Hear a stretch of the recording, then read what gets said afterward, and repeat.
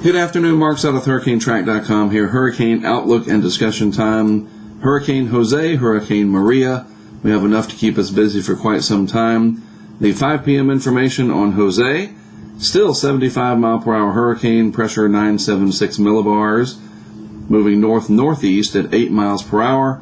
If we look at the forecast track and information, very large tropical storm force wind field, fairly small area of hurricane force winds, and it is expected to do this kind of a weird loop, and the tropical storm force winds almost onshore, and the watches and warnings are up accordingly.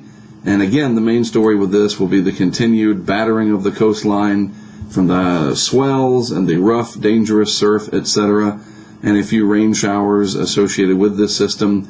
If we look at the visible satellite animation, still fairly well organized. The water temperatures are going to really start to cool as this moves on up and then comes back around. And I'll show you that in just a moment, the actual profile. And this should start to really shallow out and become less of an influence in the atmosphere. And that's going to have a huge role, as I said, with what happens eventually with Maria. So this is what it looks like now, and conditions will gradually improve here along the Outer Banks. We had some overwash and flooding issues on Highway 12, which is fairly typical down here in the Outer Banks of North Carolina near Rodanthe, and even near the Bonner Bridge where all that construction is going on. And again, that'll start to get a little bit better with time. But once it moves out of this, the northern wall of the Gulf Stream comes up about just like that. And as it gets a little bit more to the north here, it's going to get over water temperatures that are a lot cooler, and we'll look at that right now. In fact, if we zoom in here, currently the hurricane, let's just get the lat long so I make sure exactly what I'm talking about, 37.2, 71.3, so we'll call it 37 and 71, and so 71 degrees is about right here, and 37, so yep, I was right. I'm giving myself some credit. I didn't look beforehand, but I just figured it was right along that north wall of the Gulf Stream there. This is the current position, and moving off to the north-northeast, and then expected to kind of do that. So you can deduce that, yeah, it's going to be moving over much colder water temperatures, 23 degrees Celsius, and then up here, 20 degrees Celsius. So we're talking about water temperatures in the mid to upper 60s Fahrenheit. And it'll really start to lose the convection and the deepness to it. And that is huge as we look ahead at what happens with Maria. Speaking of Maria, a very dangerous, unprecedented in modern times. I mean, this will be stronger than Hugo probably. We're talking about a Category 5 hurricane, 916 millibar pressure, moving west-northwest at 10 miles per hour. And here's the forecast track for Maria, and it's going to pass more than likely right near or over parts of the U.S. Virgin Islands, maybe St. Croix, very close, and then probably a direct hit on the southern to southeast part of Puerto Rico, very close to the Dominican Republic, and then after about 3 days' time it starts to turn to the northwest. But I'm going to tell you, all of this up here is subject to change, and I'm going to show you why I believe that in the rest of this presentation here today. Real quick, let's just go back and look at the public advisory. I want to show you the heading on this system. So present movement west-northwest or 300 degrees at 10 miles per hour. So it's cooking along, and it is about 175 miles to the southeast of San Juan. So 17 hours away or so, and then it would be near or over San Juan if it was a beeline directly to that area. Obviously closer, 80 miles to the southeast of St. Croix. You can see there. So it's closing in, unfortunately, and conditions across this region are going to go downhill rapidly.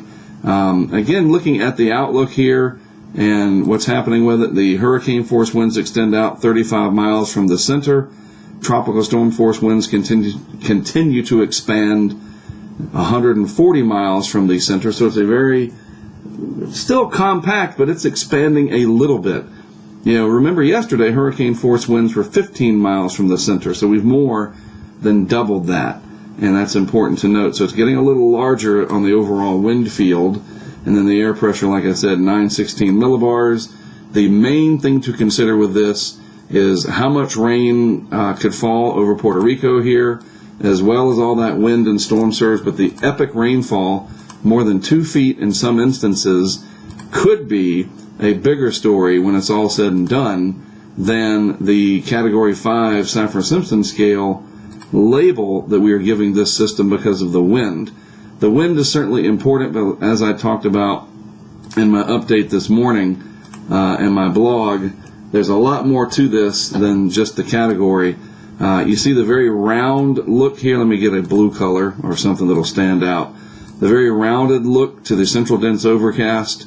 It's just a little bit out of symmetry, but it doesn't necessarily matter. The eye is very clear. Now, if you remember Irma was much more defined. And to put it into terms that we can understand in the modern era, look at, forget what these are called, Maria here, and think of what we're looking at here as 1080p.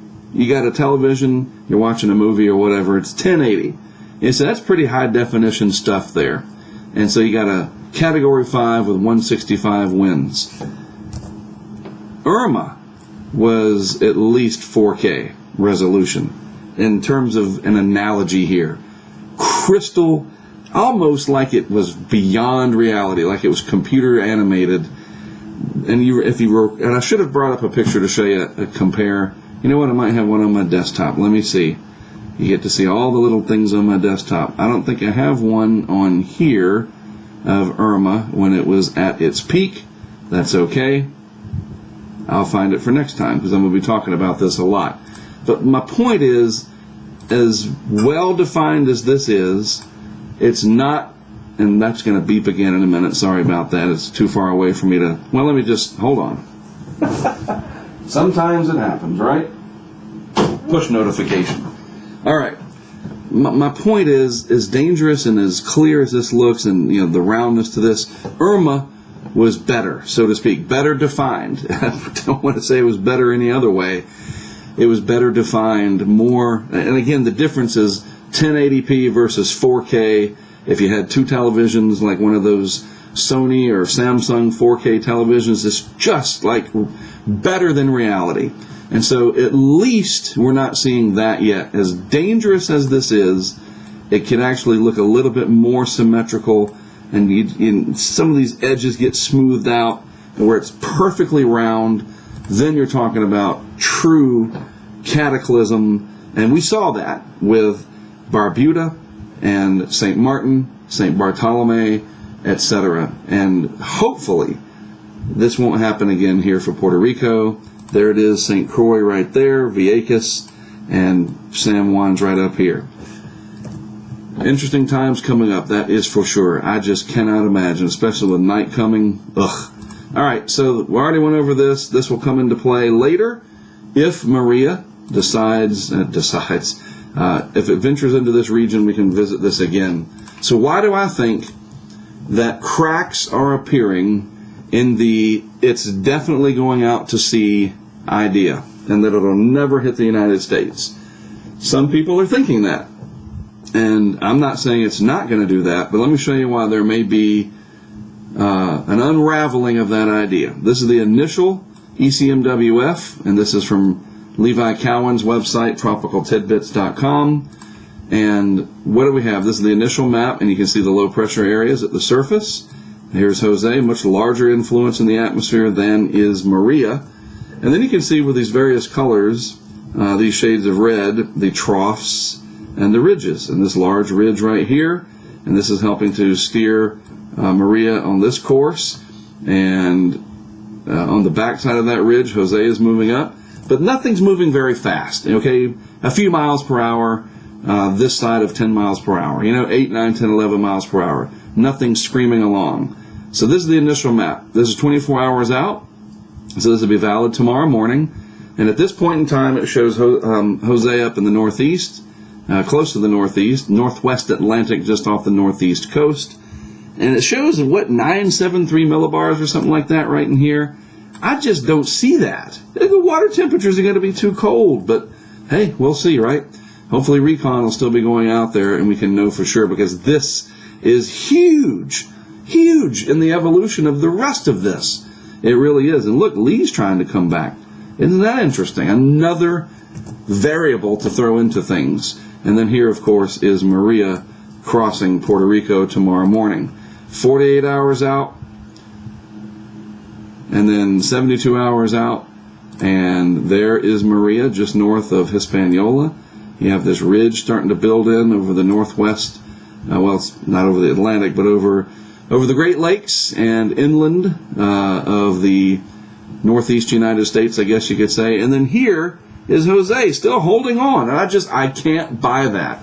And it's not confirmation bias. People that say, well, you want to be in a hurricane and put your stuff out there.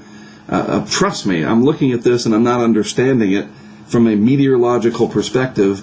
How on earth is Jose going to stay that strong over water temperatures that are that cool? It'll be a large, shallow, convectionless system at that point, in my opinion. But anyway, let's keep moving along. 96 hours. Maria starts that turn closer towards, it's moving in the direction of the southeast United States. And then at 120 hours, and you say, well, there it is. It begins the turn. It's going to come across and then turn up and then probably just going out. There's Bermuda. There's Hatteras. The kick is good, so to speak, right? Well, if we look at day 6, you see Jose shrinking away into nothing, approaching the mid-Atlantic states here around the bottom part, the southern end of this ridging that's going on. There is Maria, very strong.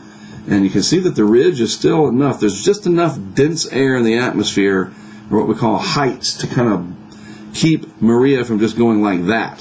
All right? And you say, all right, that's day 6, 144 hours out, folks. That's a ways out. And at day 7, I think this is the beginning of changes in the tracks. Other models have shown something similar. Not all of them. And you have to start somewhere. And I just thought about it earlier today, and I think I mentioned this. There's no way that I am convinced that the global forecast system and the Euro, because for the last 2 days or so, they've both shown a very consistent track, something like this, up and out, over and over and over and over and over. They're just going to suddenly be absolutely in sync with each other and get it right. When we saw with Irma, something like this, and it came up, and sometimes it was like that, and sometimes it was like that, sometimes it was like that, and sometimes it was like that. You remember, it was mayhem. And then it was like here, and then maybe up here, and then it ended up over here, and like that. It wasn't that long ago, people. Come on. And so I'm like, so the good news, how do we resolve this? Help is on the way. First of all, let me show you this. This is very interesting. The same map and a different look. The anomalies based on a time frame, and in this case, the 81 through 2010 background of data, and what are the departures from normal. All right, if you know statistics, different standard deviations, departures from normal, we call those anomalies. So here is the obvious anomaly at 168 hours. That is Maria. And then look up here. Look at these different shades. And boy, I tell you what, God bless Levi Cowan for putting this stuff out that we can all see it and explain it. This shows departures from normal with the shading here of the 500 millibar pattern. This ridge is just a little bit more so than as normal. It's an anomaly. It's anomalously strong. And look what it's doing. This is extremely important. It's got this sort of curved shape to it. You see that? And so it cradles Maria. It's not going to let it go this way. And it's not strong enough and south enough and solid enough to bring it up and turn it directly in on this particular frame. But this is what makes me think, we really need to watch the evolution of this beyond 3 days, because after that time, I think it's going to become obvious what happens. And to help things out, finally, we're going to get some G4 data in and around the hurricane. That's the Gulf Stream 4 from NOAA.